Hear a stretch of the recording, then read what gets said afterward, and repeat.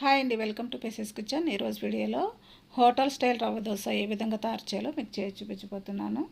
ఈ రవ్వ దోశని నేను చూపించిన కొలతలతో, నేను చూపించిన ప్రాసెస్తో చేసుకుంటే హోటల్ కంటే మించిన రుచితో ఇంట్లోనే ఈజీగా టేస్టీగా తయారు చేసుకోవచ్చండి.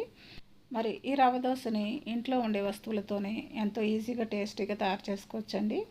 మరి ఈ రవ్వ దోశని ఏ విధంగా తయారు చేయాలో దీని ప్రాసెస్ ఏంటి వీడియోలోకి వెళ్ళి చూసేయండి.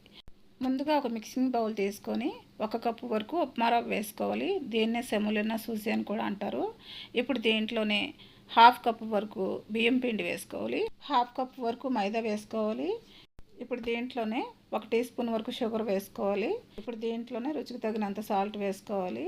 1 టీ స్పూన్ జీలకర్ర వేసుకోవాలి. ఇప్పుడు వీటిని అన్నింటినీ కూడా మొత్తం మిక్స్ అయ్యేటట్టు ఒకసారి బాగా కలుపుకోవాలి. ఇప్పుడు దీంట్లోనే 1.5 కప్పు వరకు వాటర్ వేసుకోవాలి. ఇప్పుడు వీటినన్నింటినీ కూడా మొత్తం మిక్స్ అయ్యేటట్టు ఒకసారి బాగా కలుపుకోవాలి. ఇప్పుడు ఈ పిండి మేము మూత పెట్టుకొని 15 నిమిషాలు ఈ పిండిని నాననివ్వాలి. 15 నిమిషాలు అయిన తర్వాత మూత తీసి చూస్తే వాటర్ అంతా కూడా అబ్జర్వ్ చేసుకొని పిండి బాగా నానిందండి. ఇప్పుడు దీంట్లోనే 2 కప్పుల వరకు వాటర్ వేసుకోవాలి. ఇప్పుడు ఈ పిండిని వాటర్ని మొత్తం మిక్స్ అయ్యేటట్టు ఒకసారి బాగా కలుపుకోవాలి. రవ్వ దోశ బ్యాటర్ చిక్కగా ఉండకూడదండి, ఎక్కువగా నీళ్ళు పోసి కలుపుకోవాలి. రవ్వ దోశ బ్యాటర్ పలచగా ఉంటేనే రవ్వ దోశలు బాగా వస్తాయండి. రవ్వ దోశ బ్యాటర్ ఈ కన్సిస్టెన్సీలో ఉండాలి.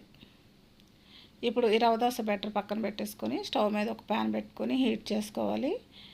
ఇప్పుడు మనం కలిపి ఉంచుకున్న రవ్వ దోశ బ్యాటర్ని ఈ పెనం అంతా స్ప్రెడ్ చేసుకోవాలి. ఇప్పుడు ఈ రవ్వ దోశ మీద తురిమిన క్యారెట్ వేసుకోవాలి, అలాగే తురిమిన పచ్చి కొబ్బరి వేసుకోవాలి. ఇప్పుడు దీని మీద చిన్నగా తరిగిన ఉల్లిపాయ ముక్కలు కూడా వేసుకోవాలి. ఇప్పుడు అల్లం ముక్కలు వేసుకోవాలి.